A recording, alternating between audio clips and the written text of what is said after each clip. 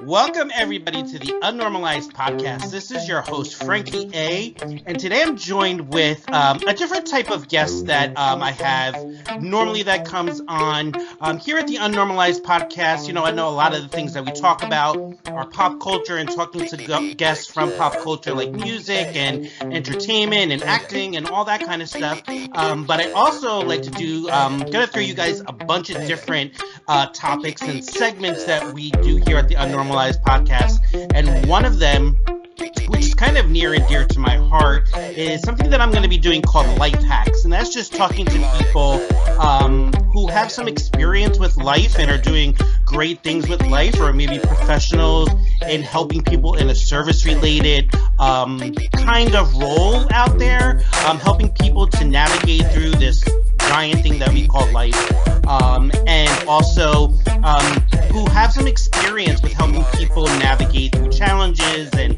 all that kind of stuff that comes with life. So today with me I have an awesome guest. Her name is Liz Hanifin, and Liz is an LSW, and I'll let her explain what all those letters are and what they mean to us as the general public that she serves. So welcome, Liz, to the Unnormalized Podcast. Well, thank you for having me. I'm really, excited to be here. Yes. Yeah, just so for people, I mean, I know what they are, but tell people what an LSW is and what that kind of means. Well, so I'm an LCSW, actually. I'm a licensed clinical social worker. Gotcha. And it's, basically there's different types of psychotherapists out there. I'm under the social work branch. Yay. Yeah. So, I have, I see people for, counseling sessions weekly, every other week, to kind of work on what feels like they need to dive into in their lives. So, Gotcha. Yes, that's what I do. So how did Liz get into this whole field of therapy and clinical social work?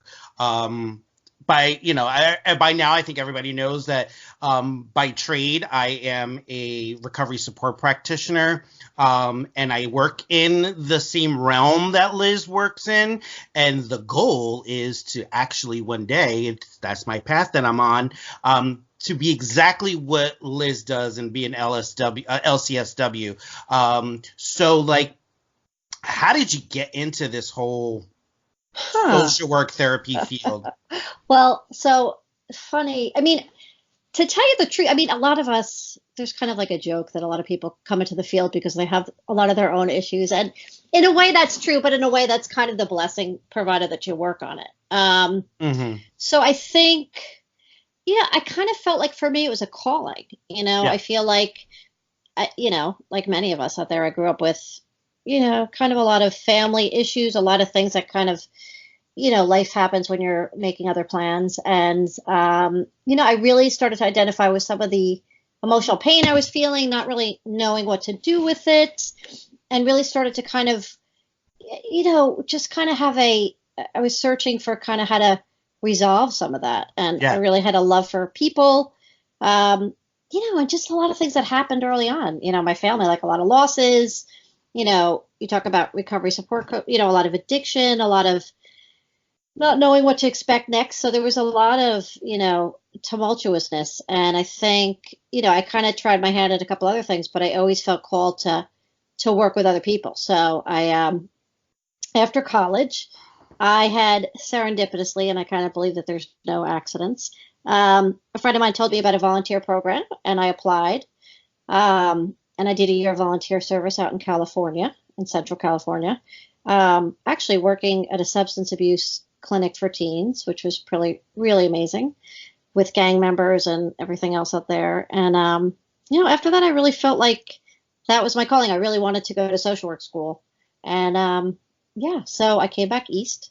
I got another job for a little while in high school, and I applied to social work school. And that was kind of where my journey, the formal education began, but a lot of the growing is really experience and getting out there and doing my own personal growth work, which is something that I think is super, super important if you're really going to help people. So Absolutely. And for people who don't know what my kind of, I guess, for lack of a better term, label, what a recovery support practitioner is just a fancy term that we use for a peer support specialist. So I really identify with Liz when she says that a lot of the work that you do is, where what Liz does is clinical, but coming from things from a real life perspective, right. I think lends a lot to the work that you do with people. You get to open up some avenues and some windows and some doors that maybe, somebody who doesn't have that life experience may not be able to tap into that person. So I love the fact that you identify as somebody who's working on her own life journey and things that are issues and working on your own life, and also working with people in a more clinical setting too. Because I think that for the person that's sitting on the opposite end, if you've never had therapy or if you've had therapy before, and you maybe feel like there wasn't a connection, when you sit with somebody like Liz, who uses both of those tools, life experience and the clinical, I think it just lends to a greater level of service that you, the therapist Liz, lends to the person, where when they walk out of that office with you after whatever time they're with you, they come away with a different perspective of things, and you can kind of give them like the best of both experiences.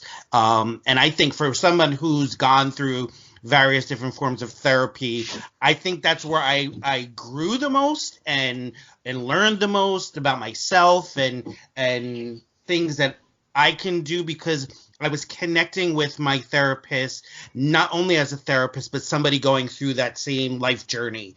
And it made me kind of want to open up a lot more, because that person had similar experiences. Everyone's journey is it's very individualistic, and person-centered. So when I think that we have somebody that we're kind of unraveling a lot of that stuff, when they can kind of say, yeah, I've been there. I identify with some of that experience and what that may look like for you. I think that it just opens up, it blossoms the relationship between the person who is seeking the therapy and the therapist. Right. No, and I agree. And I think really what it is, and the way, even if I have the same experience sitting across from, as a person sitting across from me, you cannot make any assumptions. It's really Sure. about helping them get curious about what's going on inside them. You know what I mean? And I think unless I do that too and really get curious about what's going on in me, either in the session and just kind of my own process in life, which is not always graceful or fun, but it's kind of where it's at. I can't really help them do that too. So yeah. So. And so, like, is there, for somebody who's kind of butting into this whole therapist social work field, I've only been in the field, I shouldn't say only, but I've been in the field for about 5 years, and I'm still, every day that I go out into do what I do, I learn something at the end of the day in retrospect when I'm looking at my day's work and the people that I work with. And is there anything like that, because I know we're supposed to like kind of separate ourselves from what's going on internally with ourselves. When they say you kind of leave home at home, this is like one of those jobs where you really have to, do that, where some other jobs you can probably get away with it a little bit. But Right.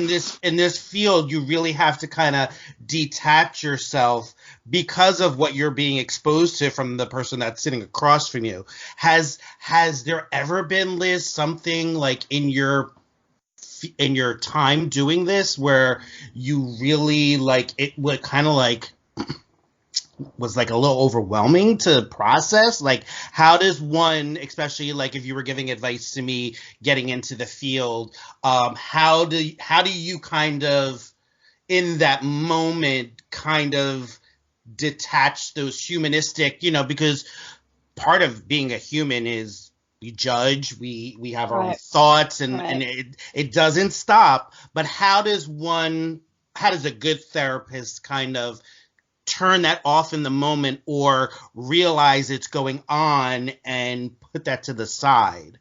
Well, I think you just have to, try to be present and catch yourself. I mean, I think you also have to be human too. I think, I try to be a straight shooter and pretty straightforward. And sometimes, hopefully I bring my best self. And if I don't, or if I, if it's sometimes it's those things that after the fact that I sit with that I kind of need to revise. Those are the things that stick with me. Or, I mean, and sometimes there's just those tough cases that, like sometimes I've worked with people that are terminally ill that I've known for a while, and that's really like unbelievable. I mean, just like what a privilege, but to really see somebody through some of their life journey and then also see what they're going through. And this is just humbling. I mean, there's a lot of humbling stuff, really. Yeah. I mean, it's so I learn incredible things about myself and them just by doing this. So, I mean, and work like that, anybody I run into who works with people who are terminally ill or like hospice or anything like that, I mean, I think, what we do with people who are not in that situation is tough and demanding and can be taxing. But when you're dealing with a population who is terminally ill or in hospice, it takes a certain type of person that I don't even think that, at this stage of the game that I would be in the right mindset to be able to take on those things, because like you said, it's something to see somebody's life journey while they're living and breathing, but then to see them kind of in that journey and then come to the end of it and be part of that.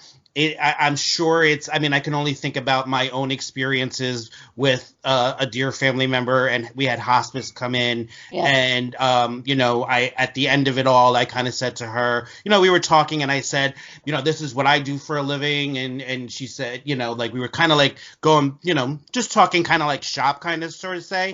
And I said, I don't think that I would be able to handle the situation, as present and as beautiful as she was able to present it to my family. And she turned around and she said, well, you know what? I don't think I could do what you do every day. It's so true. Totally true. It's amazing, right?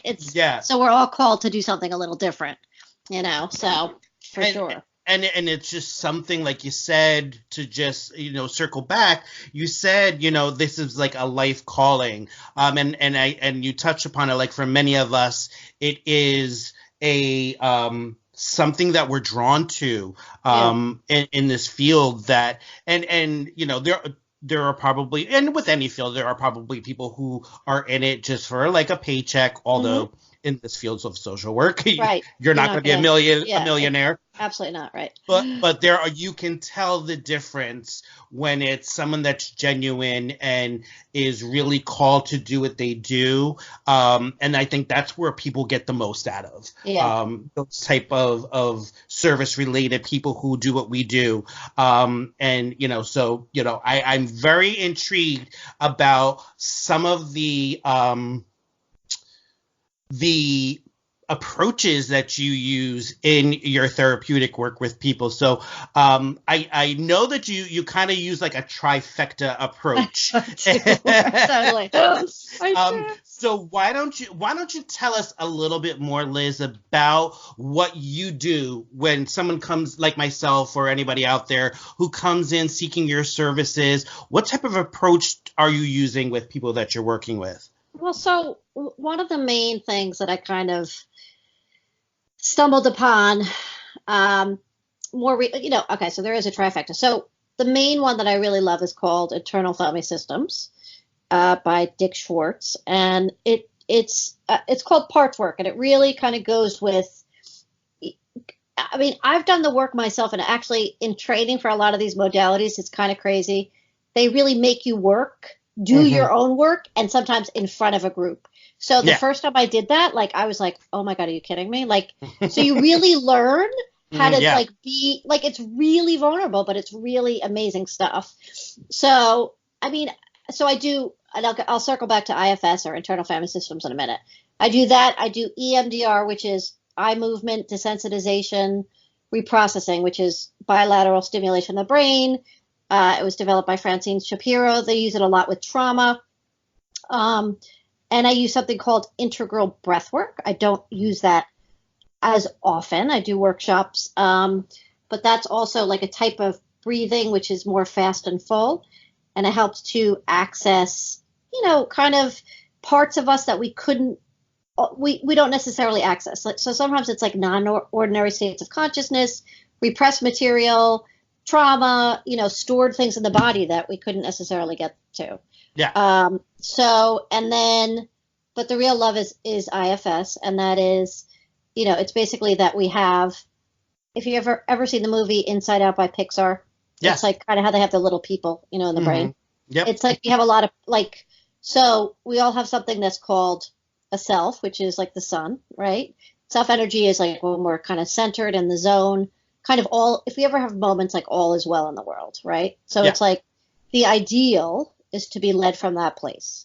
But obviously, life happens and we get wounded and we can't always stay in that state. And a lot of times, many times we can't stay there. And so what happens is, parts of us kind of start to develop, parts that are proactive or reactive. It's kind of like, if the self energy is the sun, the parts are like clouds that cover it, right? Yep. And really what it does is we kind of, a lot of therapies like, look, don't be anxious, work on your anger, have that step back. What IFS does is it really has us get to know parts of ourselves, even the ones that we might not seem to like addiction, anything else, and have compassion for it and understand how it's actually trying to help us. And sometimes by doing that, we have more access to our center and we can start to heal things, like some of the burdens that are underneath it. And it's pretty far out. I mean, for me, it shifted my life. Like I still do the work, but I feel like I've come home to myself in a way that it kind of blows me out of the water. Like it's just amazing. So I'm crazy about it. I feel like I love when I can help people do that. Yeah. So that's like super cool. And, just all of these things, when really people can get some concrete relief or kind of come home to themselves or be empowered or heal things that they've been carrying. It's really amazing. Yeah, and I think that's super important. A lot of, Liz, in my journey in this field thus far, I've worked with the majority of the time that I was working for was on like a PAC team. Yeah. And for people who don't know what a PAC team is, it's those individuals with severely chronic mental behavioral health issues. We're talking about your schizophrenia, schizoaffective, the major personality disorders. And these are people who have been in and out of hospitalization, institutionalized, have gone through tons of therapy and done a lot of work, and maybe things are not clicking for, as swiftly as some other people may.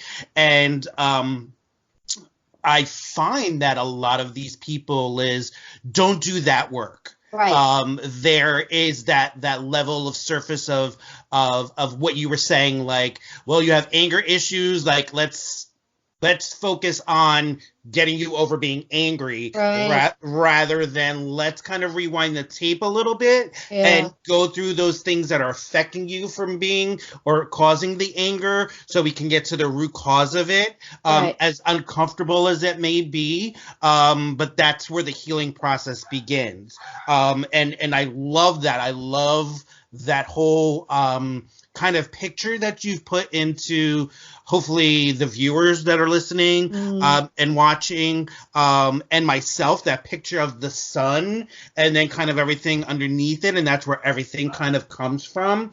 And there are going to be times in life where it's not always bright and sunny out, you know. Yep. There may be a lot of cloudy days, but it's how you kind of manage through those cloudy days and identifying what's causing that cloudiness. Right. And I love that whole picture. I mean, it's not unique though. I wish I could take credit for it. Somebody told it to me in my, one of my teachers. But I mean, and I have to tell you, like those people that you worked with in the PAC team, I work with people. I loved them. Maybe many of us have mental health issues, different, a bit different spectrum, but some of those people are the real champions that get up every day, are hearing voices, are battling to just like be okay and not feel tormented. Those people are like the real champions. I mean, truly, if that's where I have to stay right size. Like they have a heck of a lot to teach me. Yeah. Do you know what I mean? Like that absolutely. It's amazing. I've actually done some really, because it's one thing, like you said, like people who hear voices, and we talk about that, like people talk about that and maybe not have a clear understanding what that is like for somebody. Yeah. And I went through some training through the Mental Health Association called Voices. Yeah. And what it was for a full day, you walk around and you're sitting in a group setting with other coworkers and people, who are taking the course, and you have an MP3 player on the whole day, and you're hearing what it's like for someone who is experiencing like auditory hallucinations, and you can't take it off. Whether you go to the bathroom, you take a break, you go for a lunch, whatever, you have to keep it on. And then they make you go through a series of tests, like filling out a job application, watching a movie, having a conversation, just things that we take for granted and how that impacts people. And that's kind of what, like, I had that aha moment when I was working with people, like, we can say that, okay, what it's like to hear voices, but unless you're experiencing it, it's something that you probably really don't understand. So, the PAC team and the people that I've worked with in that PAC model basically bred me to who I am today. I learned a lot more from them than they probably learned from me. And that's true. I mean, that's always the case. I mean, and I think we have to really be. I think if you want to get in this field, you have to. I mean, people will say, "Well, do therapists give advice?" I mean, I don't. Look, I'm no expert on life. I'm just kind of a tour guide to help people get to know what's going on inside themselves and to listen, because you can't give advice. Like, how do I know what's right for me is right for you? It's really about like helping people navigate themselves. So, I love that. And like with the pact, like. It doesn't even have to be voices. Like that's a very huge challenge. Like just even chronic depression. There's so many things that are really, really people struggle with, and you really just don't know. You know what I mean? Like you just don't know. Yeah. So it's we put on a brave face, and we, and social media and everything else. Everything looks great on the outside, but on the inside and behind the scenes, outside of the computer screen, it can be something totally different going on. Yeah. Talk to me a little bit about, and I'm asking you because I've been hearing a lot more lately in the work that I do, this coming up with people who are seeking this type of therapy, and that's the EMDR. Okay. So can you explain a little bit what that is like? Because like I said, it's really kind of been prominent lately in the work that I do, and it was fascinating to me, but rather than me try to explain it, I would rather the professional try to explain that. Believe me, there's a lot more professional than me in this field. But so EMDR is really it's bilateral stimulation of the brain. So it's basically kind of the whole idea is when we get traumatized, I kind of like to think of the analogy that our our brain, it's like a record player that skips or gets stuck, or and what EMDR does is it kind of replicates what happens in REM sleep, and it helps us integrate and desensitize material, and kind of pair logic with an emotion. So sometimes, when we're traumatized, like they talk about the small T, which is small, smaller traumas, and then the larger, bigger T traumas like 9/11. And we have all sorts of traumas on it. A fall can be a trauma, anything like car accident, all sorts of things. But sometimes it kind of can register in a distorted type of way where we take on certain beliefs about ourselves. I had one where I had an accident that happened, and I ended up, a part of me came up that I really felt like I was a bad person. And I don't typically feel that way about myself, but I actually went for some EMDR sessions myself, and it helped me realize, it kind of shifted that. Like I was able to see what happened from kind of like, it really wasn't all it was an accident. It wasn't all my fault, but so it really helps you to kind of move through something, because otherwise if we get stuck in a certain place, we end up taking that way of being on and moving forward in our lives that way. So, and it happens all the time, so it does help us move through it. Like I've even had some people from 9/11 more recently that haven't processed it for like 18 years. Wow. Because they just couldn't do it, that were able to really the distress level went down considerably.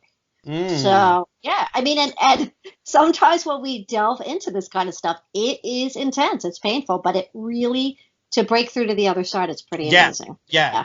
And you hit upon something else that resonated with me when you were talking and is that a lot of the work I do, because it is peer driven and comes from at this point in my career, more life experience rather than the clinical. The clinical stuff is I'm learning in the background, and then it lends to what I'm doing now. But of course, I can't utilize a lot of those tools because, you have to be a certified professional. But I love to be able to, and like you said, I come from the same space where I tell people, listen, I am not the expert of you. Right. I am a facilitator in trying to help you achieve the best that you can, or where you are right now. And then we can worry about like later on down the road. But right now, like you are the guy or woman or however you identify yourself driving the ship. I'm the pilot, and I'm here to help you like your GPS system to help you kind of navigate through some of that stuff. But I always have come from day one since I, got into this as a peer and said, okay, and learned what it is for my role is not to kind of implement my path and my journey into people's wellness and recovery, but to lend just the experience. And part of me, Liz, was always saying from early on, like, how can I tell somebody to try something if Frankie hasn't tried it himself? Right.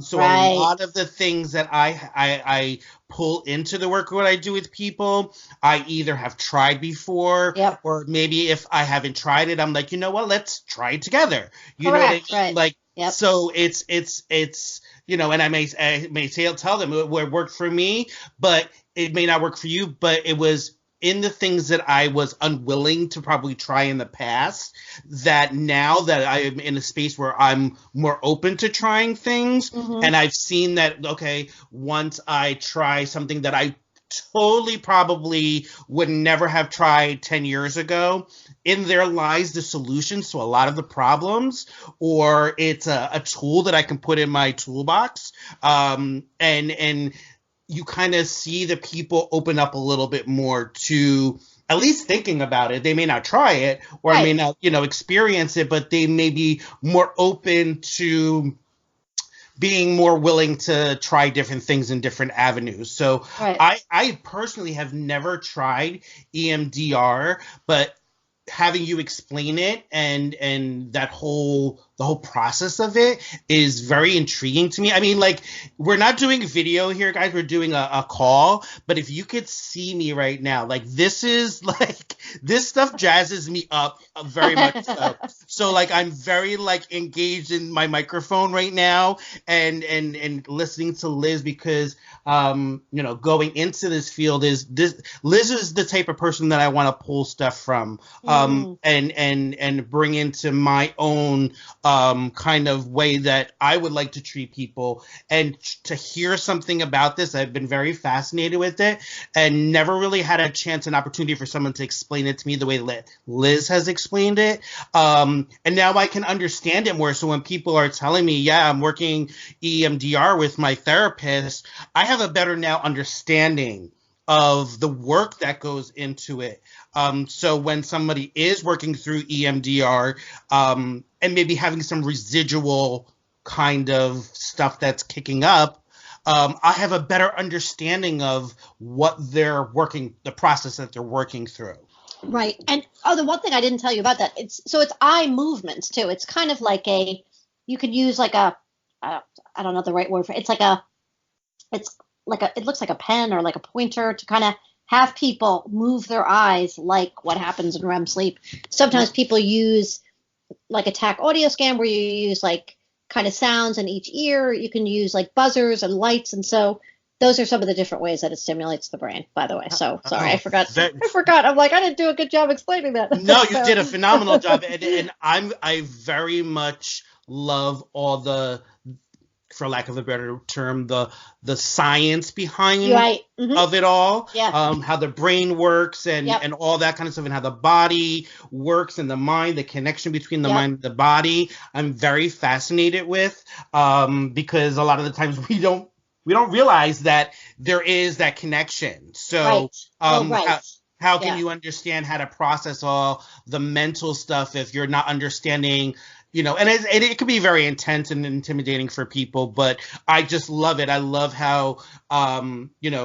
we can make those connections through different things like REM sleep and what we can benefit out of that into like a practice like EMDR. I find it totally fascinating. This is like, it's cool. Yeah, it's really cool. I mean, even parts, like they're doing a lot of research about like kind of making it evidence-based because everything's, they want to show proof of things. But even like with parts work, like if we can separate out a part of us that's doing something, like if I have a part that worries too much and get to know that by actually kind of not being stuck in it and separating it out, there's actual brain changes that go on from that.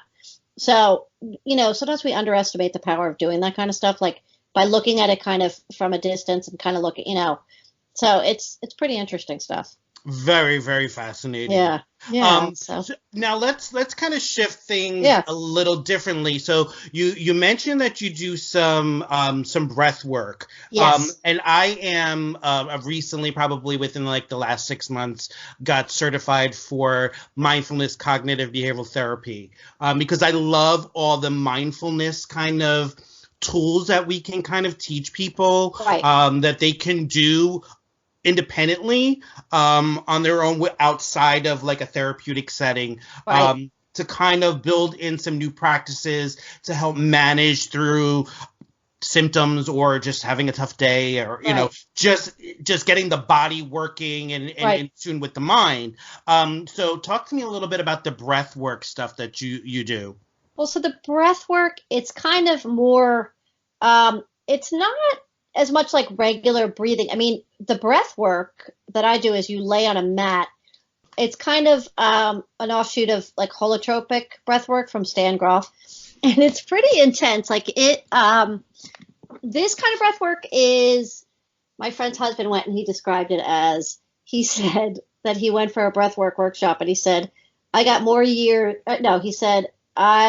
out of that 3 hours than I did 10 years out of therapy. So you can like this kind of fast and full breathing. It's pretty intense. The way I do it is like you use music. You can use music or not, but and you kind of do like a fast and full breath. You can use the regular breath work. Like Carol Lampman was the one that designed this. It's kind of like an up, like you start with your breath at the bottom, like your tailbone. have it come up your back, and then like a circle, go down your front, like circular breathing, up the back, down the front, like a circle around you. And what you do is you kind of increase the pace of that. You lay down, you have a sitter, you do it to music, and you kind of get lost in that. And sometimes, like, I mean, it's one of my go-tos. You kind of lose it a little bit, like emotionally, like you can really let go of like a lot of stuff. It's intense, but a lot of junk in the trunk. A lot of junk in the trunk. I mean, so you have a blindfold on. You really kind of let yourself go. And we are so, I mean, I'll speak for myself. There's so many times I've felt so held back or so like I don't breathe. I keep so much in. Sometimes if we just let ourselves lose it a little bit, like let that stuff out, it's amazing. It just really clears something. I mean, I have had look, you can't always say you'll get your money back if you don't get a certain result from this, but like I had like a profound experience, like this crazy, like spiritual thing that happened to me after one of them.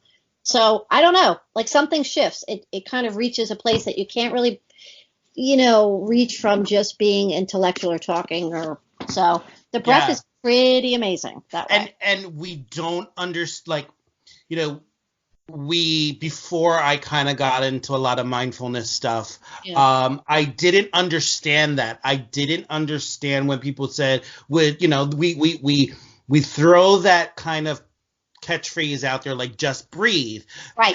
And it kind of like, okay, whatever, it's I'm breathing, I breathe every day, right? But mindfulness breathing and really understanding the importance of the breath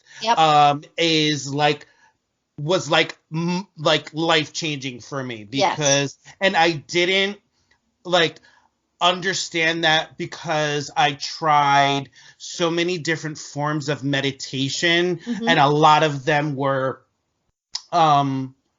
self kind of done, where I tried apps, I tried YouTubes and all that, and I'm like, this shit does not work for me, because my mind would go into a million different places. And then I'm focusing on like, okay, am I doing it right? I'm not doing it right. I got thoughts coming. But and by the way, that's a part, right? That's an example of a part.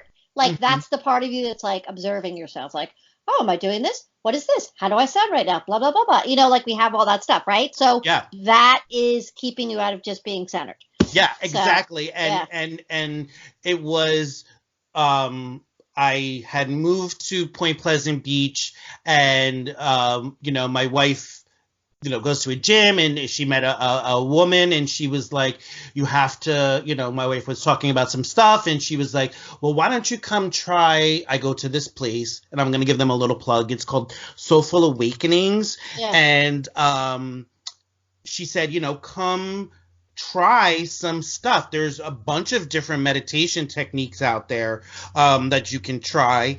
And my wife went, and she was like, Frankie, I know you like to experience things and bring it back to people. Why don't you come try this out? I did it, and it was like phenomenal. So there was two things that we kind of tried. The first one I went to is like I said, I couldn't do the self-guided meditation. So I went to guided meditation, which was phenomenal because it allowed me to kind of bring back the focus when it started to kind of wander. I was able to have something, a person's voice. They use like fragrances and different scents. And that kind of brought me back to where I needed to be so I can get the most out of the meditation. And a lot of it was breathing work and teaching us how to breathe. And then the second thing that I went to, and I think we have this in common, correct me if I'm wrong, but I am totally obsessed with singing bowl meditation. That's what I do. Yeah. I have to go at least once or twice a month. I would like to go weekly, but the schedule just doesn't, it's not conducive to it. But amazing experience, especially for somebody like myself that the mind goes in 2 seconds off to a different place. The sound of the singing bowls shifts that back to where it needs to be to focus on the center. And I love all that stuff. And I love that you talk about how integral that breathing work is for people, like the fundamental, you know what I mean? Like we strip all that other stuff down and we get back to like the basics. Like if your basics are not in tune, like the more difficult stuff is going to be harder to deal with. It's really true. I mean, I think, and it's funny, there's different types of singing bowls and they're all pretty amazing. The ones that I use, which is interesting, this woman, Jovita Wallace, taught me, who I used to go to her workshops years ago.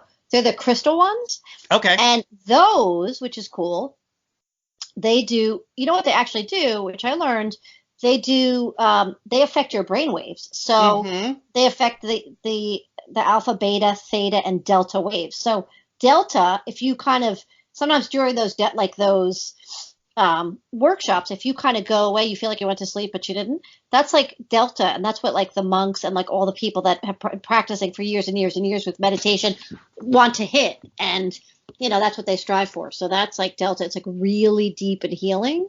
So that's like the bowls are super cool because they affect, I mean, my old supervisor used to call this out on the skinny branches, but this is not like traditional social work, but you know, it's more of like the energy systems of the body, which we are energy. And so it really kind of aligns that, like the chakra systems and stuff. So it's really interesting stuff, and it affects our brain waves, and, you know, it's deeply relaxing, you know, so it's clarity, concentration, kind of relaxation, and really balancing the energy systems of the body like an orchestra, you know, like if it's out of tune, if it doesn't play together well, you're out of tune. And if you balance, you know, you have a symphony. So absolutely love that analogy. I actually also have small fiber neuropathy, so a lot of the times my feet and my hands are like numb. But when I go to singing bowl meditation, I know it's going to sound hokey, but like I can feel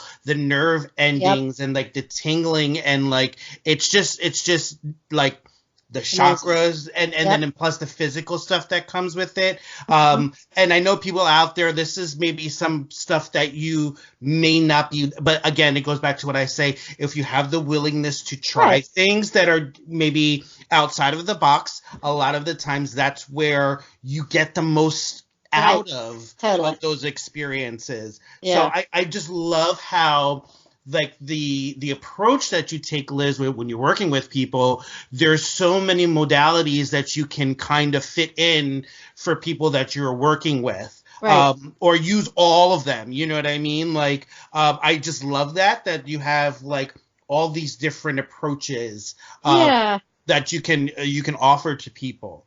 Yeah, and sometimes I keep it kind of separate. Like there's certain people I would not pull the singing bowls out with because they probably would look at me sideways, but it's still very profound and very healing, you know, like, so it's, it's amazing. I laugh because, you know, I've done it before myself, and I don't tend to have like, I mean, I go to sleep and there's definitely healing, but some people have like colors and they're like, I'm inside the body of a moose, or they're kind of like, you know, one person's like, is it normal to leave your body? And I'm like, how come I never have any of these cool experiences? I've actually had some of those experiences. Have you? Oh, great. Yes. So cool. Not the woman that I go to, that my wife and I go to, it, like, you know, and I like afterwards when you're done, she passes around like a little light and people can share like their experiences, because she does play all of those different crystal bowls. She has like tons of different like minerals and all that kind of stuff that they're, you know, big, small, like, I mean, it's amazing. And the first like one or two times, like I'm hearing these people talk about it and I'm like, I didn't have that experience, you know. I'm not, you know, an eagle, and I'm not seeing colors and all that. And she, you know, she said it. I don't know if she was like in tune with me because I didn't say it out loud, but she said when we were leaving, how was it? And I was like, well, it was great. It was a different experience. I've never had it. She goes, you come 3 times and you're a bowler. Oh, and that's so funny. After the 3rd time, talk to me about like your experiences. That's so awesome. Like, I went a couple of times, and the more that I kind of let my inhibitions go and give into it really, that's when more of those experiences were happening. It actually didn't start until we went to a singing bowl meditation like we normally do. And it said it on the flyer or the Facebook invite, light language and singing bowl meditation. Oh, right. I've heard of light languages. I had no idea, Liz, what light language was. Right, it sounded really cool. Like, I'm like, oh, it's probably really like she's going to talk us through it and all that. Well, for people who have never done light language meditation, it is the person channeling energies and not spirits, but energies in the room. So it can come off almost like the person is speaking in tongues. Right. That's what I've heard. Sounds and clicks. Sounds strange, right. And that's when I had the experience. Really? At first I was like, oh, I don't know if this is for me. But then, like, you know, because you're there for like an hour or so, and I kind of just said, okay, Frankie, just just totally give into it totally. And it was that experience that I had, like I walked away extremely emotional from it. Mm-hmm. And it was where I felt the most like lifted, like I went for like a tune up, you know. And it was just that amazing experience. So after that is where I said I really need to try these different things that people are experiencing to keep themselves well, and tools, we hear and we talk about in our field, like putting tools in the toolbox, and I find that that's very important for my own wellness, is just to put an arsenal of really great, things that I can pull out of that toolbox. I'm not a handy guy, so I don't call it a toolbox. I call it a backpack. So I can pull out of that backpack at any given time something that's going to shift the focus of where I am and get me centered and present, so I can, not only in the work that I do, but for my family, for being a student, being, a active member of society and all that kind of stuff. It just makes me more present and focused. So love all that stuff. I love all that stuff too. You mentioned your work in the beginning, working with in the substance abuse kind of realm. Yeah. Are you still doing that work? Yeah, I work. I mean, I did like a MICA program for a long time. Okay. Awesome. And I work with a lot of people in recovery. So a lot of the 12-step programs. Mm-hmm. I think that's another really amazing support network for people. And obviously, I feel like there's so many addictions and so many ways that, I mean, myself included, we can't, we have a hard time even just being present, in this day and age. So, I do a lot of work with people in recovery, trying to get into recovery, family members affected, all that stuff. Awesome.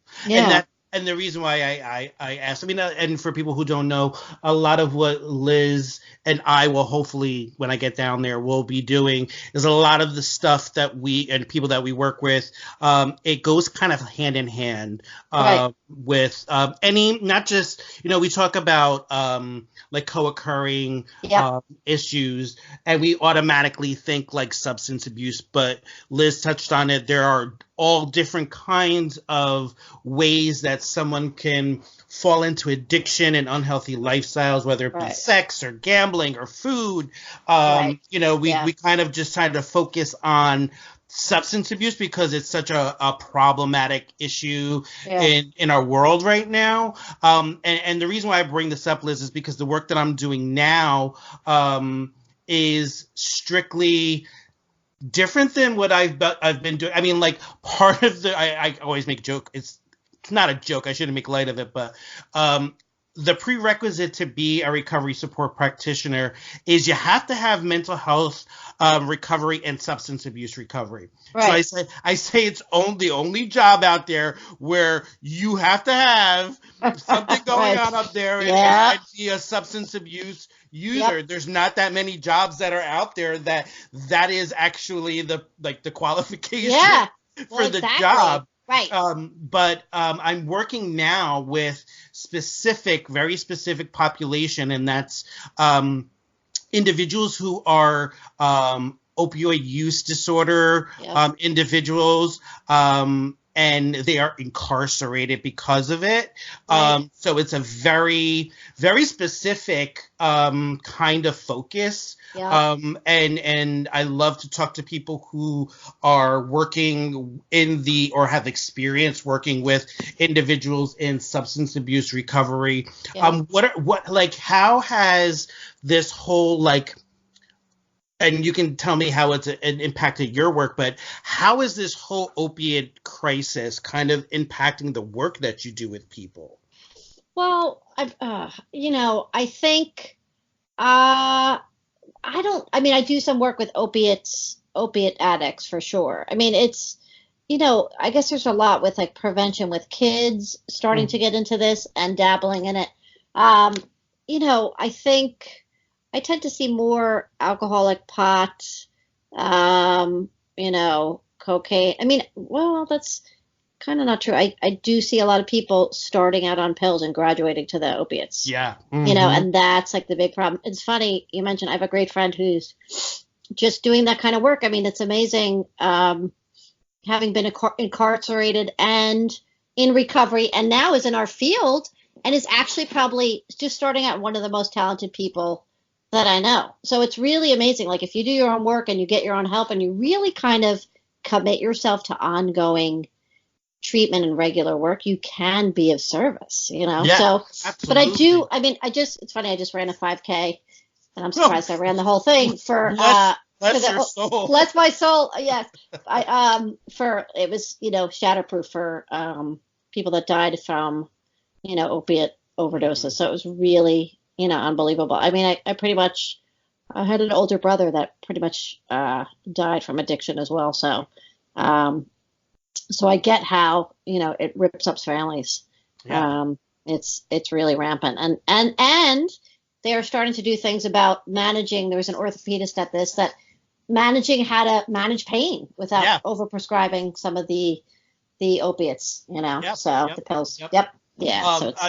So I just wanted to kind of get your take on it. I'm actually going to see a film. I'm going to be interviewing a gentleman, an actor named Gary Pastore, who's in a new film that's coming out and it's kind of going around on the circuit. And it's called Shooting Heroin. Wow. And it's going to be at the Cranford Theater. I'm actually going tomorrow. Oh, wow. To see it. Wow. And it's about the opioid crisis and how it kind of infests almost a small town in America, and how the town and the families kind of revolt against the epidemic and what they're doing to try to like stop it from spreading into other small towns and towns across the country. So I being in the work now, I feel I have to do my due diligence to understand that and how that it not only impacts the person, but you touched on it, how it impacts like the family and the community and all that kind of stuff that's tied together. So, right. What interesting question that I have for you. What are like your thoughts about, there's a lot of controversy on this, but a lot of movement is happening with a lot of therapeutic services moving towards like teletherapy in this age of like, digital media and all that kind of stuff. What are your kind of thoughts about how that whole thing? Well, I don't know. Like I kind of have mixed, reviews. There's a part of me that someday wants to relocate to someplace warm and hopes that I could do lots of teletherapy with my clients. But I think it's funny. I have a therapist myself that I work with who's an IFS trained, therapist, and she is in Chicago. We do phone work, and because of the nature of the work, I can do my own work without having to see her. It's really like an internal. It's pretty intense. So teletherapy, I think in some cases it really depends. I think for like IFS, it's great.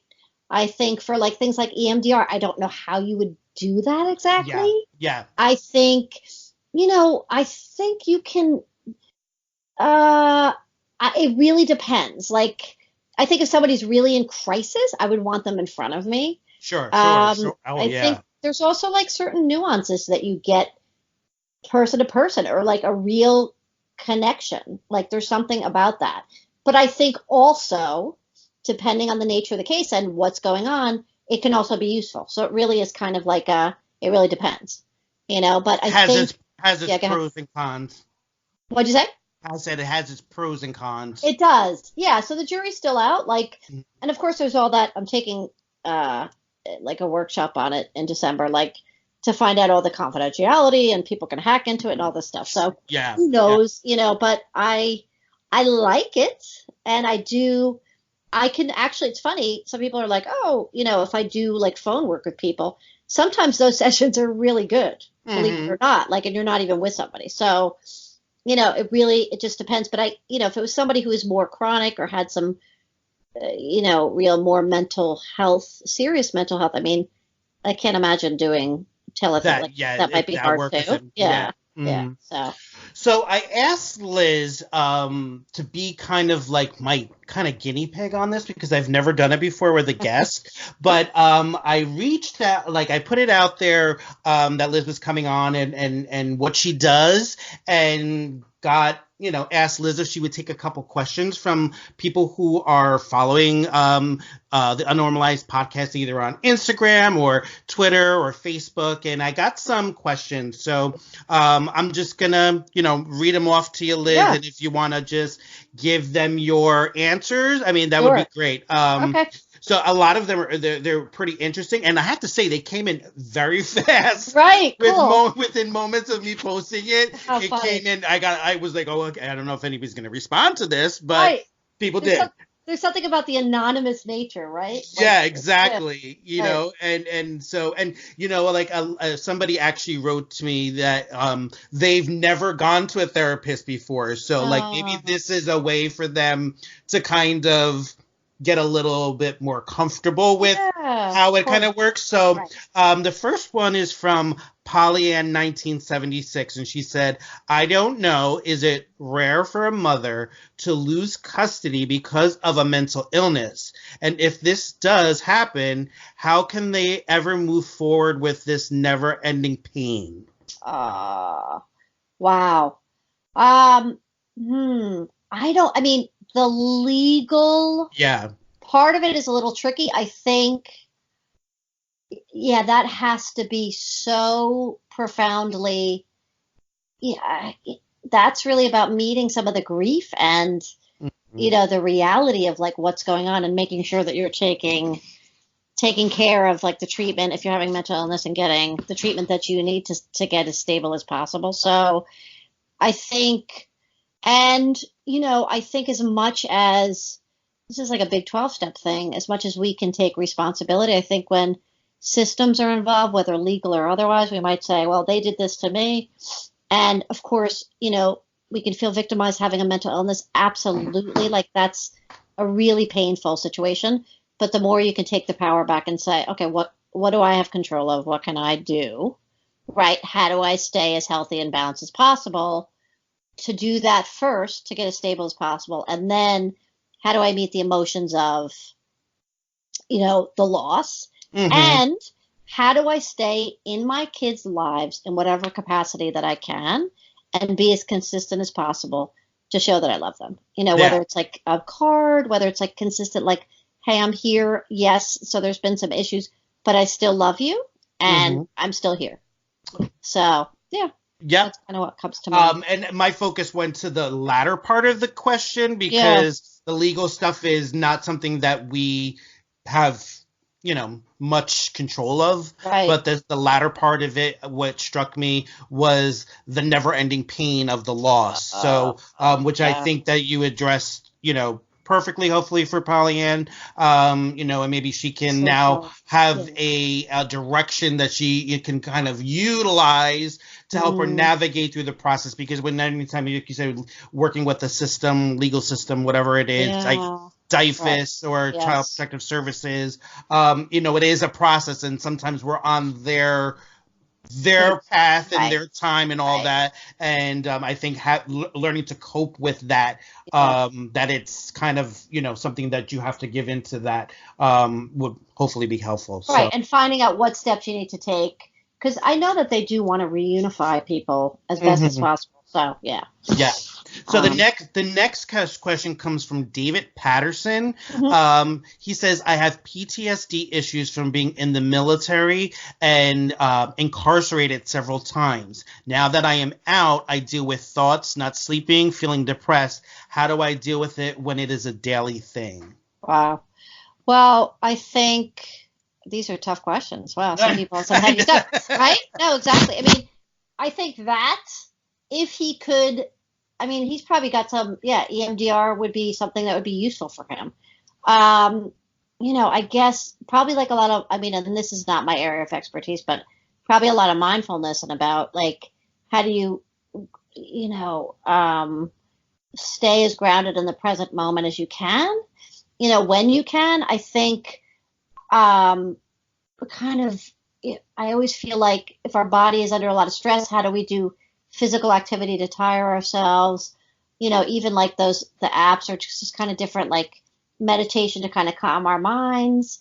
And then sometimes it does call for some other outside help to Yeah. kind of desensitize that, because if he's having flashbacks, I mean, that is a real, I give the most respect and credit to people that have served in the military. And so some of those things that people have seen, there is, there needs to be some There's interventions that a can lot of really, trauma. yeah, absolutely. Right. So, yeah, but, some basic, um, you know, basic kind of like grounding, mindfulness, meditation, like, but those are kind of more the things to kind of calm yourself. But I think in his case, he needs a little bit more deep, um, like processing to help with the trauma. So, Agreed. yep. Our next question comes from Melanie Figueroa. She says, what's the best way to get through codependency issues, especially in a marriage? Well, codependent. I'm like, I'll let you know when I figure it out. No, kidding. I'm kidding. I just, having grown up in a setting where there's a lot of, addiction, I get the whole codependency and the, trying to, fix things. So I think, there's great programs like Al-Anon, there's CODA. I think with that, the most, look, make it a research project. Learn as much as you can about codependency. Learn, I think a really big thing is really how do we keep the focus on ourselves? This is something that I try to practice in my daily life, and I fail many times. Sure. But where I really get success is when I can put the focus on myself. I had a client come in the other day who I just learned the most amazing things from clients, and he was saying that, he's a young man, he's struggling with things, and he was saying, I want to ask myself the hard questions about the kind of life I want to live. And I was like, wow, that's amazing. And it really got me thinking. And one of those hard questions is, one of the hard questions I had is like, and this is for myself included, do we spend more time focusing on other people, like assessing them, criticizing them, taking their inventory, or do we keep the focus on what we need to do and what we need to improve? And I think that's a really basic question, but that can really be telltale. Yeah, So it could be profound. it's huge. So the more we can say, okay, and what do I have control over? What don't I? Yeah. What are the action steps? Like if there's nothing else I have control of, like, like the 12 steps, like working a 12-step program, kind of, staying in the moment, staying in the day. So those are some really, God, I mean, I think 12-step programs, and, there is like CODA and there's ACOA and AA, a ton of different ones. They are a really beautiful way of life. So she can avail herself of, reading about it. Pia Melody's amazing. You can kind of listen online to some of her stuff about boundaries and codependence. So it's really, and I find that this is a funny one because, I tend to be codependent. You have to watch in this field, not being too trying to fix everybody else. But the more blended we are with it, the more it's like, wait, what's that? Like, I don't really understand it because I'm in it so much. You know what I mean? Yeah. So really it's about like self-care, keep the focus on yourself, yeah. So. Awesome. And I got two more for you. Yep. We have Karen STU1010 who said, how do you determine how often you see a patient diagnosed with like a general anxiety disorder? Should it be weekly, biweekly, monthly? Also, two-part question. Yeah. Do you think it's beneficial to give your patients assignments to work on and go over with them to see if they are making any progress? So I tend to really defer. So I'll defer to what my client thinks that they need. Mm-hmm. And then if they feel like, some people are like, and I really have them kind of go inside and say, okay, so what feels right for now? And that can always change. Do you want to come weekly? Do you want to come? I think starting out, it's good to come weekly. And depending on how bad it is, if that, not bad, that sounds so, I mean, I don't mean bad, but like how bad they feel or how much support they need, you can always up it like twice a week if it's kind of more of a crisis. It really depends. It's it's kind of between each case, like the client and the therapist, like what they feel like they need. So I defer to them, and then I kind of weigh in based on the person that I'm assessing, and I'll say, hey, this is what seems, knowing your situation, like the best, in my experience, the best fit right now. Mm-hmm. And what was the other part of the question? That the other part was homework, right? Yeah, homework. Yeah. Yep. I mean, I'm not a huge homework person. I think it comes from a part of us that wants to feel like we can take concrete things and maybe fix something. And I think it has its place, absolutely.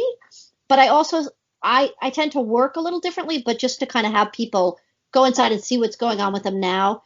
Because I think homework can be more take people out of what emotionally is going on for them and really getting to what some of the root of the stuff is. Mm-hmm. So it's like they're still in parts of them. We can, rather than kind of the meat of what's going on. So yeah, and that's absolutely. I know some people want that. Sure. Yeah. And the work that you're doing, introspectively, probably especially in the beginning stages, and correct me if I'm wrong, but I'm thinking putting on like my hat as someone who's gone through therapy and thinking back about like the initial stages where things were very raw and hard for me to kind of compartmentalize things, that taking on, like walking out of therapy and having to take on the extra task of doing homework about it would have been like, oh no, this is not working out. I mean,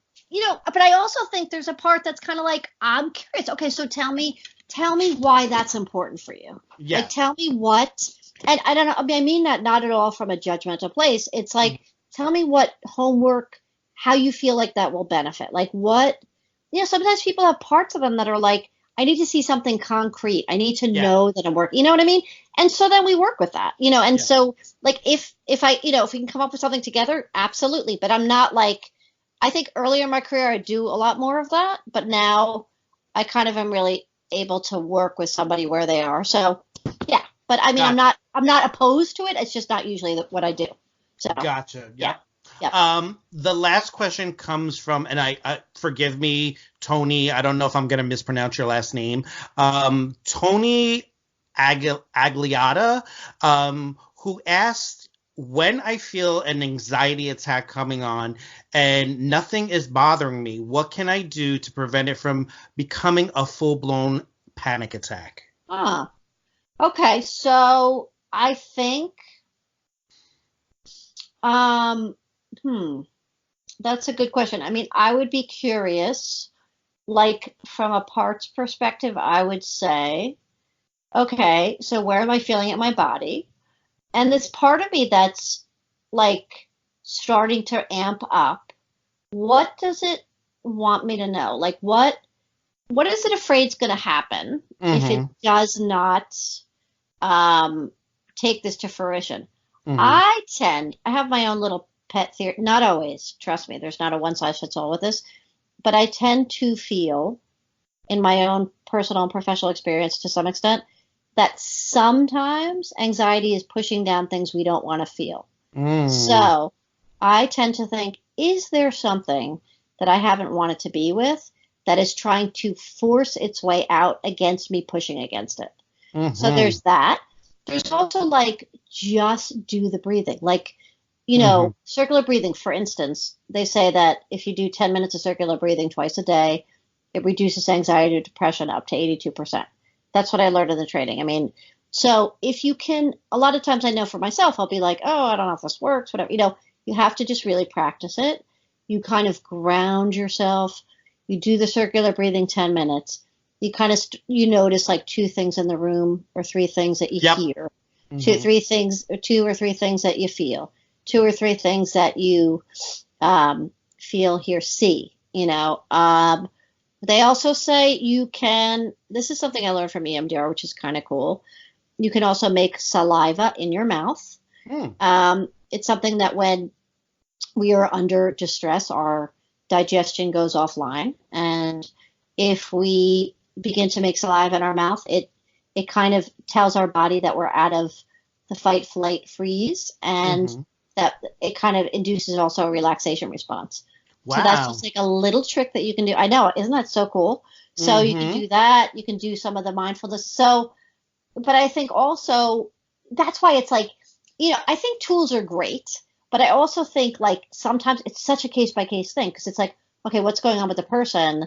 What's the bigger story here? You know, is it like, is there something medically going on? Is there something, I mean, you know, I had that whole thing with my family having Lyme, and, you know, they had anxiety. So, you know, sometimes you got to make sure that there's no medical stuff, you know, you got to make sure, is it like trauma related? Is it like some people might need medication? Like, you know, it depends.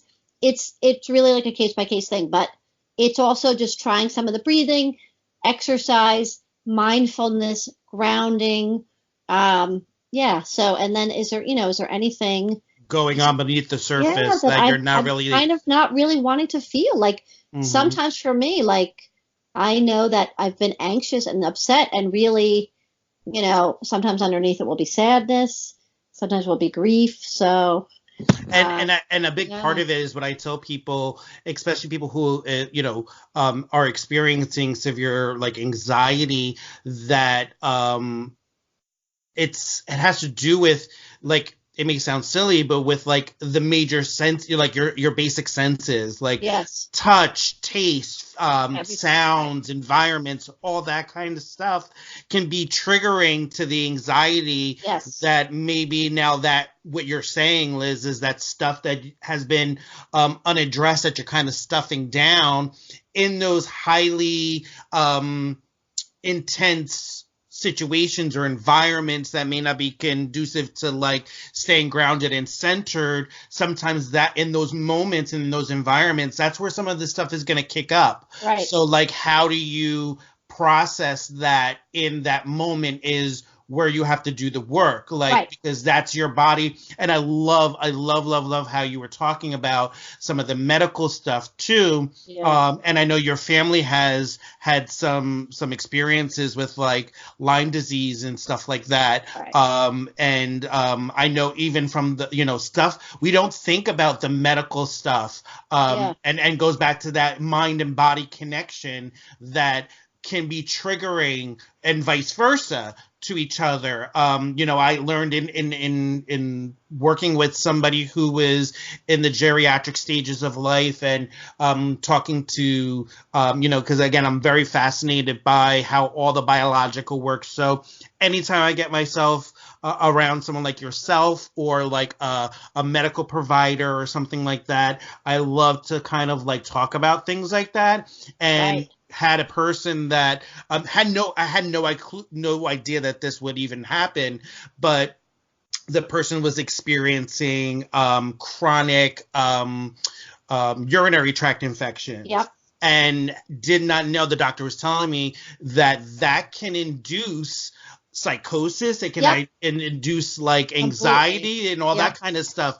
So when Liz says, you have to really address the things that are going on physically with yourself, that may, not to say that it, like Liz said, it's not a one size fits all, but that may be the start of identifying what's going on. I love telling people my own experiences when stuff kind of starts to trigger, like, and it took me a while to kind of get the insight to understand it, but like what my body was telling me and like giving me signs. I tell people it's almost like a thermometer. Like I can feel it starting at my toe tips, and as it, it literally raises like the mercury in a thermometer, where I can feel the heat rising, and I said, back in my early stages, I didn't identify with that and I didn't have the insight. So it would go from the toes to the top of my head pretty quickly. And not understanding that my body was giving me signs like, hey, Frankie,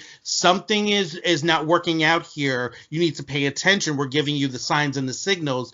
And now when I tell people, try not to let it, start where instead of it getting to the top of your head, maybe you could, stop it at your shoulders or recognize it at your shoulders. And eventually, start to kind of ease it down where it doesn't get past your knees, Awesome. So I love that whole body medical component to this whole thing. And so, people, if you're not going to your medical providers, I would urge you to kind of put that into the same, like if you're running therapy, run it on a dual track where you're running your therapy for mental health stuff and addressing issues in behavioral mental health or substance abuse, and then also run a parallel track working with your medical providers. And that even includes things like eye doctors and dentists, because all that stuff can be triggering to completely. The and mental hormones. I've had people think that they were bipolar. It was hormones. I've caught a couple cases. They had, my colleague had somebody that was getting shock treatments, and it was one of the co-infections of Lyme disease. So sometimes we don't know. Sometimes it's vitamin things. It's a lot. I think, unfortunately, we don't do enough of that. It's like cutting costs, but I think it's really checking out. And I will, in some cases, I will send people, refer them to medical professionals to get that checked, just to make sure to rule out, sometimes. Because I think we'll assume that we're dealing with one thing, and it's not necessarily that. So, it's really important stuff. Absolutely. So Liz, how can people connect to you and your services? I know you have an event that's coming up, and I'm going to put it into this episode so people get a little flyer. And if you're in Liz's area, maybe you can go check her out. I'm sure after this, hearing this episode, hopefully it was insightful for people. I know it was for my own self in the work that I do and my personal journey. So I hope people, and I'm sure that they will connect to you, Liz, and want to learn or reach out to you. So how can some people kind of get in contact with you and maybe go to some of the events that you have coming up? Sure. They can reach me. I have a website. It's Elizabeth, Elizabeth Hanifin, HANIFIN, LCSW.net. And my phone number, 973-768-2160. I'm in Nutley and Westfield. I have offices there. And I am doing an event with the wonderful Vicki Mulligan, who does a lot of, she has an organization, Rest Stop Rejuvenate, which is all about using the arts in recovery. Oh, nice. You should probably talk to her. She's pretty amazing. We're doing a breath work and bowls and workshop on the 7th of December in Randolph. Nice. Yeah, so they can, reach out to me if anybody's interested. So that's it. It's at a yoga studio. BU Yoga and Wellness. Yes. Well, you may see a familiar face there. Okay, good. Good. I'll have to mark my calendar. Yes, and super great. I'll put, not only will I put the flyer, I'll put a link to how you can get to the event and find out more information. Yes. So I encourage people, even if you're somebody who's a little opposed to therapy, maybe therapy is not for you, but you would be willing to try some of this new stuff out. I urge you to try these things, because regardless, for what, even walking into the room, that's half of the battle. And I'm sure if you stay for the 5-10 minutes, the whole full session, you're going to walk out of there with some type of benefit from it, even if it's a little piece. So definitely check Liz's website out. You'll see a list of services that she provides, and then check out the event that she's doing on the 7th in Randolph. And so Liz, I really, really appreciate that you came on today. And like I said in the beginning, our podcast is a bunch of different things, and a lot of it is pop culture driven, but this is something that I'm very passionate about, obviously, and something that I think, speaking to somebody like you and hearing break down some of this stuff, even the questions that we got from our viewers, which thank you guys for reaching out. I think it'll give people out there an insight into maybe if they were thinking about seeing a therapist or getting into something that's going to help them create a better space for themselves, address some issues that are going on, get better in tune with the body and the mind. I think this was a phenomenal episode. So I thank you for all your knowledge, all your personal experience. It's a value to me, and I'm very appreciative that you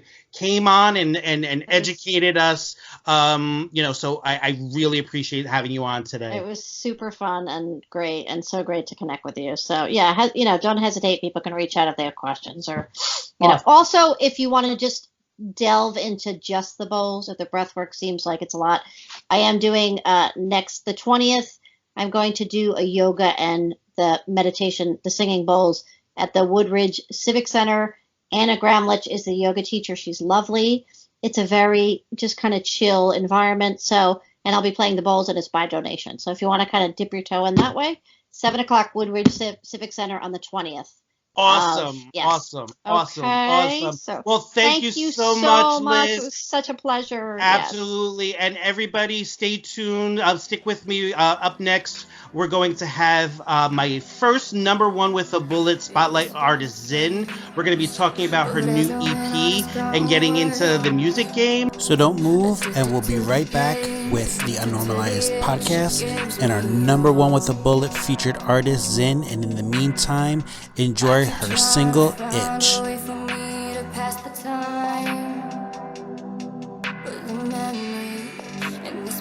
Keeps holding me back.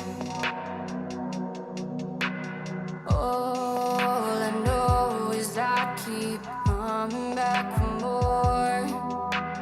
When there is nothing left to do, I feel you flowing through my veins. The overwhelming rush, driving me insane. Never feels enough. Oh, how I want. Welcome, everybody, to the Unnormalized podcast. This is your host, Frankie A., and I have a great guest with me today. We're doing a new segment called Number One with a Bullet, which is featuring some great artists that I'm reaching out to, that I found on social media. I'm all about finding new artists. I love new music. And this next guest I had to have on because she's very awesome, has a bright future ahead of her. So everybody, welcome ZINN. ZINN, welcome to the Unnormalized podcast. Hello. And so she's a little nervous, guys, but I told her she has absolutely nothing to be nervous for because of the fact that her music is totally badass. And she's going to, like I said, have a bright future ahead of her. And so this is probably like I'm getting on the cusp of somebody who's going to be a big name in music someday. I guarantee you that we will be airing this video when she does get really, really big and say, I was like her first podcast interview. So, well, thank you for that. I appreciate that. So why don't you tell folks, because we want people to know who ZINN is. So tell us a little bit about where you come from and all that kind of stuff. Oh, that is a hard question. Well, I am born and raised in Utah, so I am definitely the most unnormal of the school and the state. Yeah. Well, that's what we like it like that. So yes, I definitely did not fit in. So I grew up around, all the religious people, super LDS, which is not a problem. It just I am not. Yeah. So I am very much the complete opposite. That's kind of like the best gist I can give. Utah's a very quiet, very nothing state, not a whole lot to do here. So music was my 100% my focus. It was what I love to do. I could do it alone. I could do it around people. And who doesn't love music no matter where you're from? Absolutely. Absolutely. And so how did you, when was the first realization that music, you had a gift in music and being musically inclined? Was it, you're fairly young. How old are you? I'm 21. So you're 21. So yes. When did you kind of say to yourself, ZINN, I have this, something is going on here, and there's a pull for me to kind of get into the whole music business? Well, what mainly started it growing up was the influences that all the artists that I watched and followed had on me, and how much I realized they, convinced me or pushed me to do certain things or act a certain way or feel comfortable being me or not feeling comfortable being me. And I realized that I was very, very different, and I wanted people to have an influence to follow that was super different, my kind of different. Sure. And singing was something I always enjoyed growing up thoroughly. I think I sang before I talked. I hummed and just sang everything. Mm-hmm. And my parents were super supportive of it from the beginning. So all growing up, I heard them, oh, you have a beautiful voice. I love it. You should sing. You should learn this. You should do this for me. Will you do this for my birthday? Will you sing? Will you learn a song? And I loved it as much as they loved hearing me. So I was like, if I feel like people need to hear my stories and need to have an influence like me, then I should go for it and I should do it if it's something that I also love and everybody else loves to hear. So yeah, absolutely. And I commend you, because it's a really brave and courageous thing when a young person like yourself may not necessarily listen. I was not the fit in type of person either. So I think that's where we get a lot of our best artists, not only in music, but just across, artistry in general. It's usually the people who are not fitting in, and for lack of a better term, outcasts, and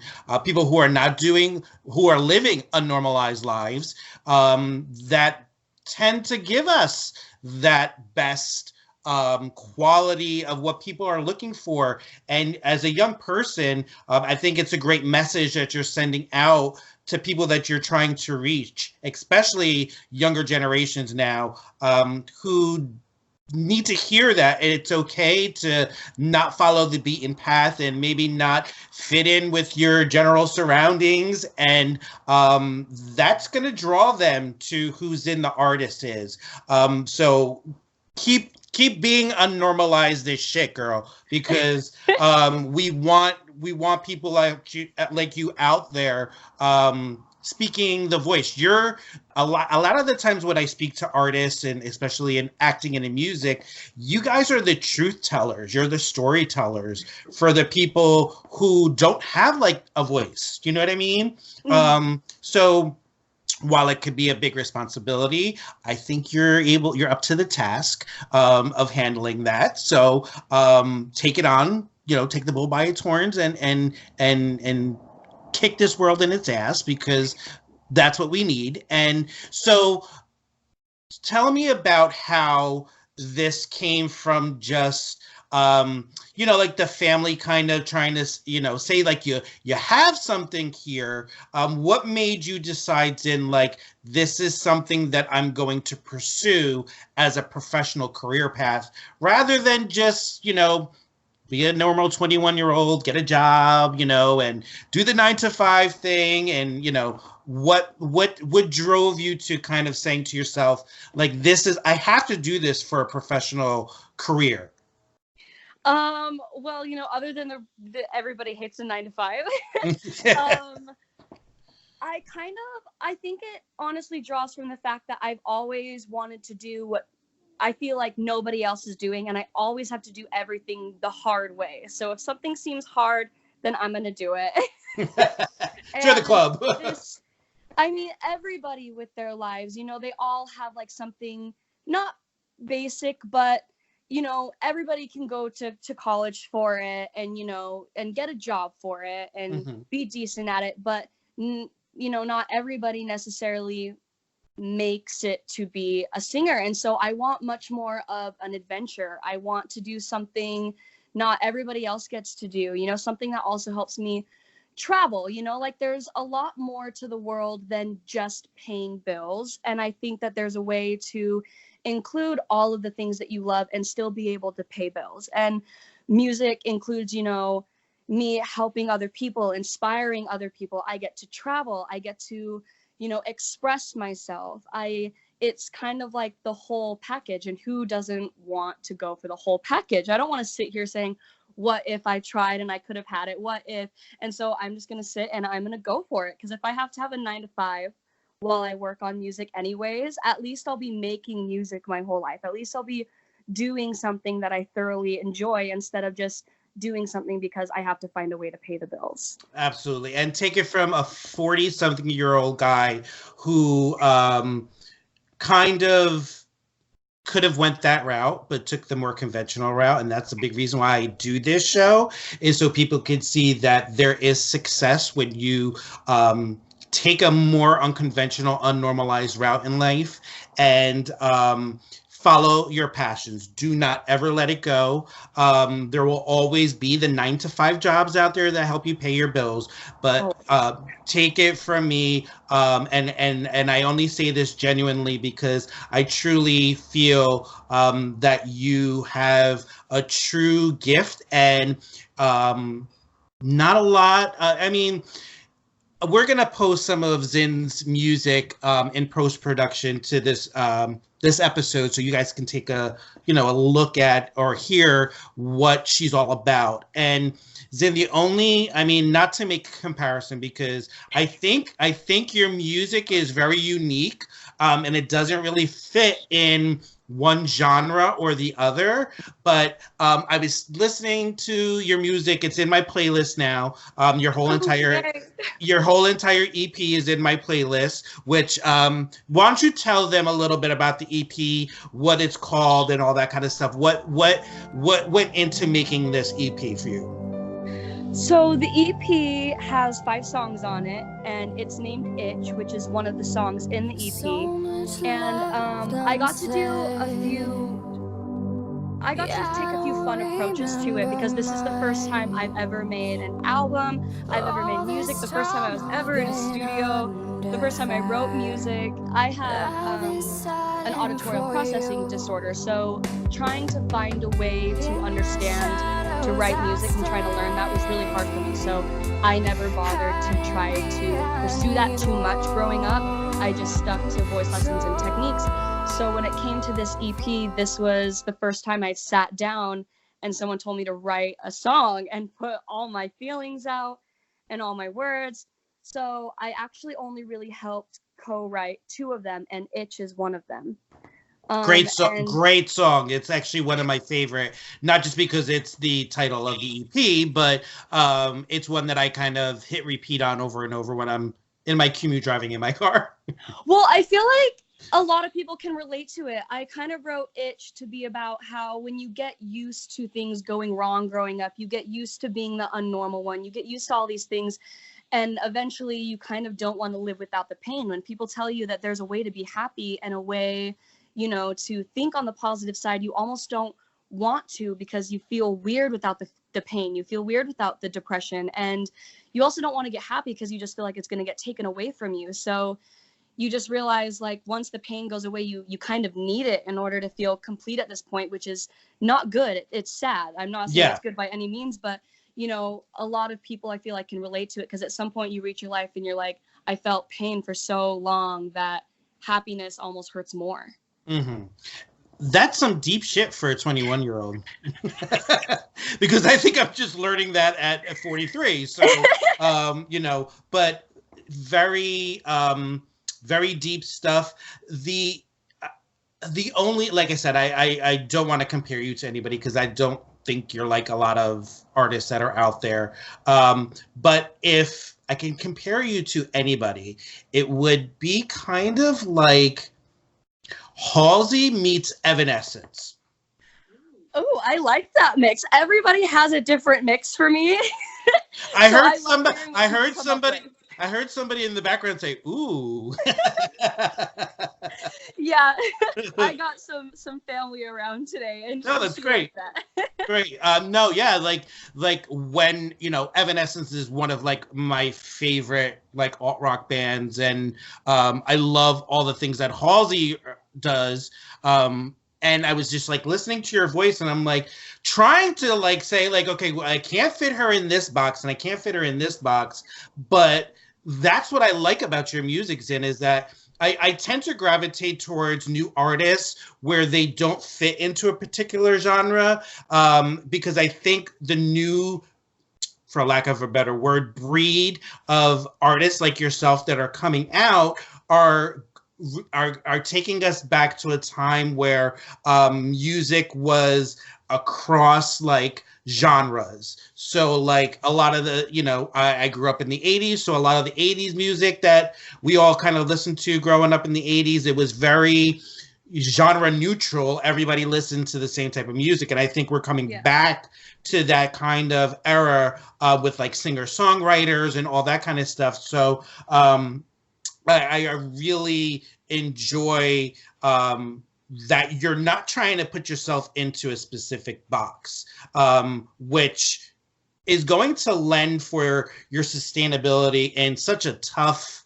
industry. And that's a big reason why I do this and why I call it number one with a bullet, because people and artists like yourself are really hustling to kind of get their voice out there, get their craft out there, get their music and stuff out into the mainstream. And it's worthy of people hearing it. So, you know, how has the feedback been so far since, when did you release the EP? Oh gosh, I'm terrible with time, and I should know this because I should have been so excited. It took I think it was late September. Okay. Yeah, it took a minute to get everything aligned. So. Okay, so this September of 2019. Yes. Okay, so it's a fairly new release EP, and it's you want to make sure that you get on as many of these little podcasts as you can, because it's a good way to kind of just get your music out to different audiences. As much people as possible, for sure. One person tells another. That's all I need. That's how it works. And, you know, I can tell you from somebody who's just starting out in podcasting that it only takes that one thing to catch a fire, and it's gone. You know what I mean? Yes. Especially when you have the talent behind you. So, like, what is it like, you know, this is your first, you know, kind of studio recorded album, working in the studio. You know, you wrote a couple of tracks. Which was you said you wrote two of the tracks on the album, right? Yes, that would be Itch and Flesh and Blood. Another one of my favorites on the album. They're all great, but my favorites are Itch, Flesh and Blood, and Rise Above. Yeah. Love it. So what is it like to kind of then sit in the studio and really kind of put this thing together on like a professional level? It's kind of a lot more than I would have expected it to be, because I am super emotional. I'm a Cancer, so I cry all the time. But when somebody asks you to sit down and cry and tell you something and explain the way you feel, it's a lot harder than you'd expect, because you really, really, really want to paint a clear picture for people so that they understand the emotions and the feelings, but still keep it big enough so people can relate to it, because not every story is exactly the same. But the hardest part is actually getting all the feelings that I thought were going to be the easiest thing to just let out. It's hard doing that in front of people that you've never met or that you just barely got to know, and also putting it in a way that, just the songwriting process was just probably the hardest thing for me, the most challenging. But I definitely loved it.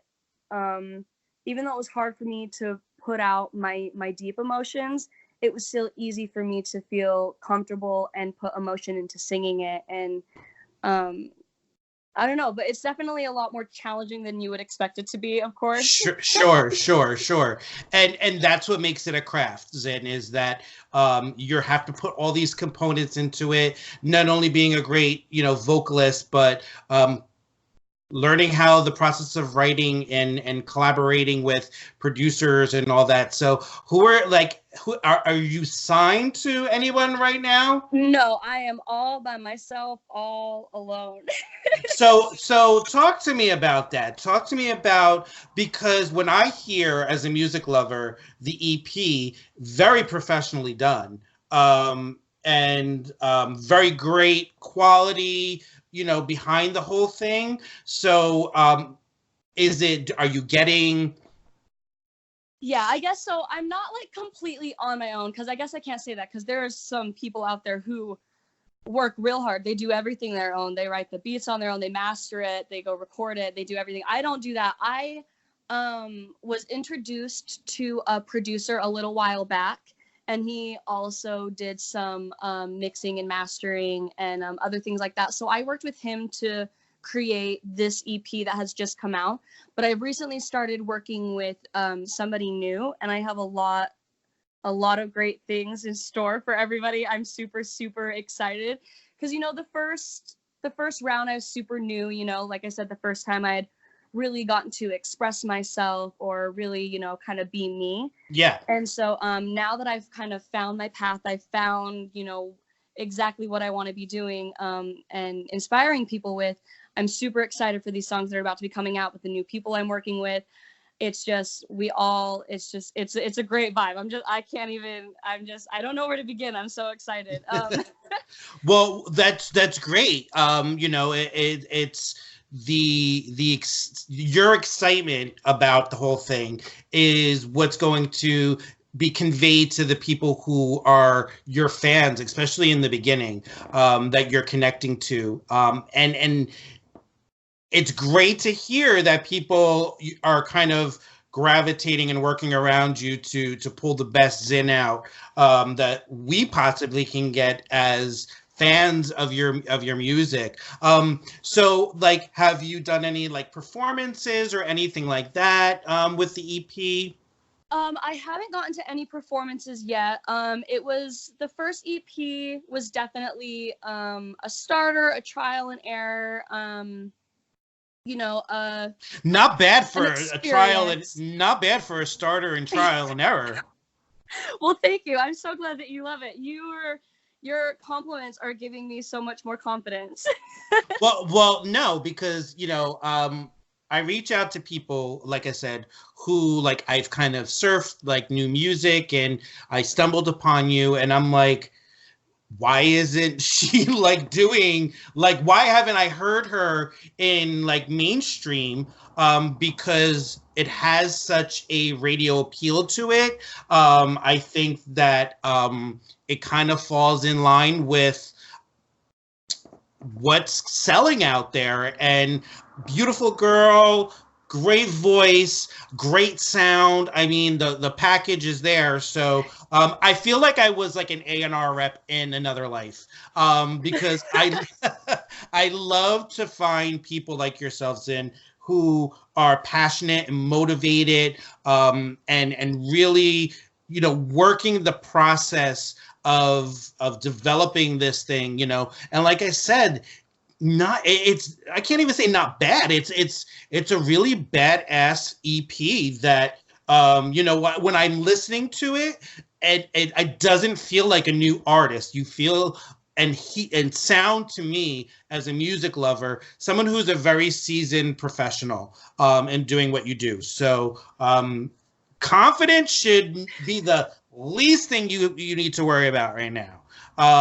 So tell us what you have like in store that we can kind of, I know you have some things in the work that maybe you really can't talk about right now, but what are some things that we can look forward to, so we can kind of get the word out there so people can start, following you, whatever you're doing?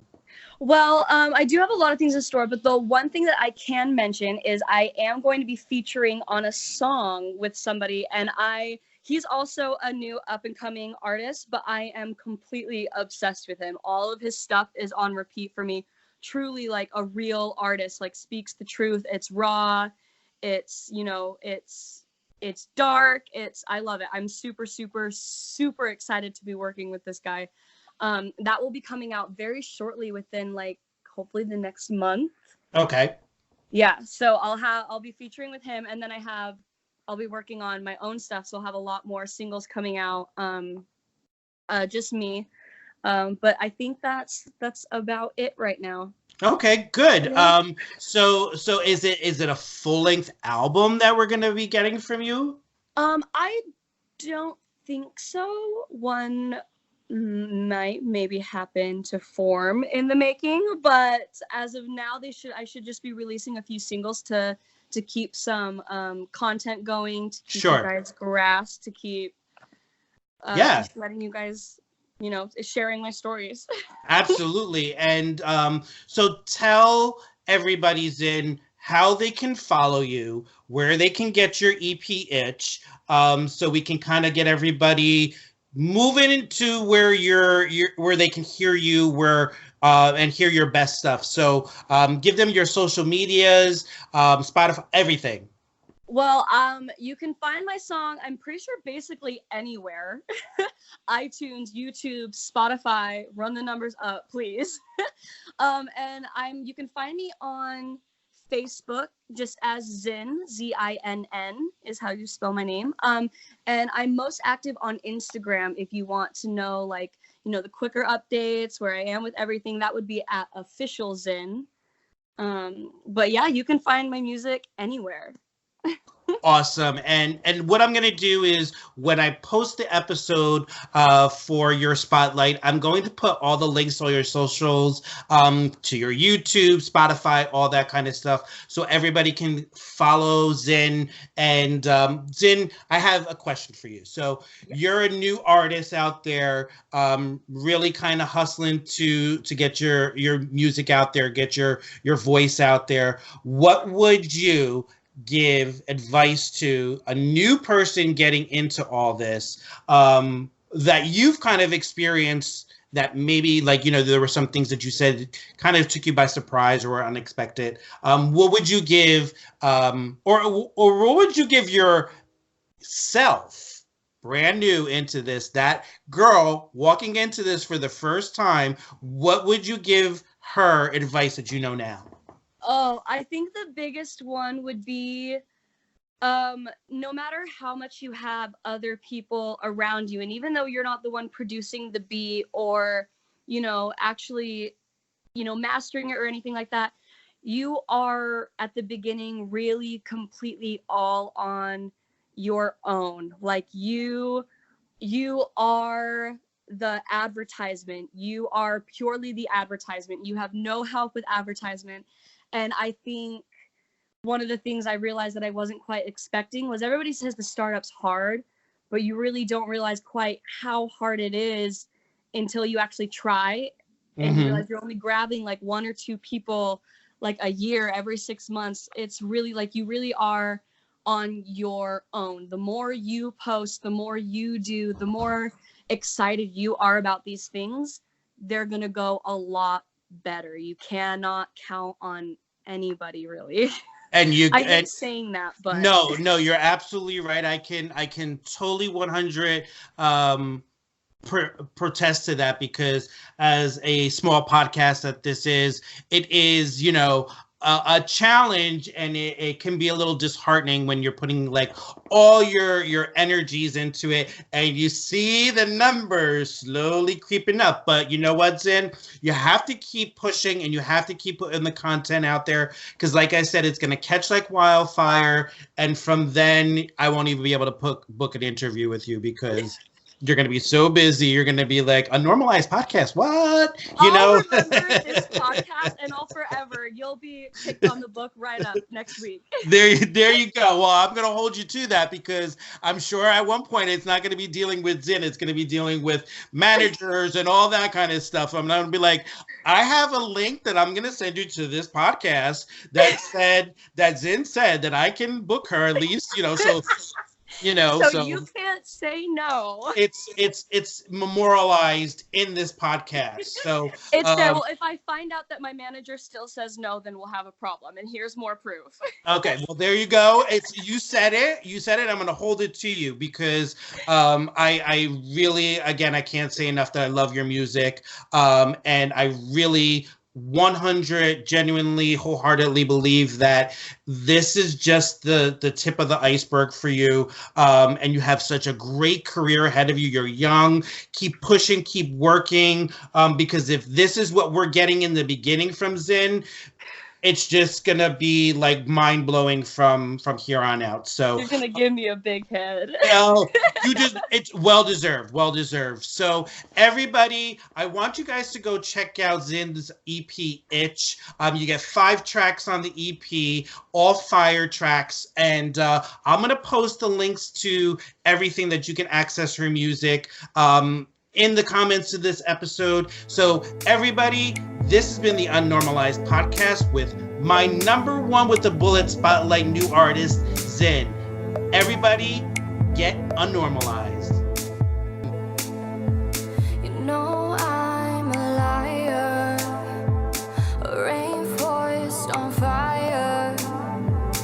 You take me higher, but you're no good for me. So what? I know I'm broken. There's nothing you can do to change my mind this time. I'm a heartbreaker. There's no saving us. This ship is going down now. Nobody make a sound now. I'm a heartbreaker. There's no sound.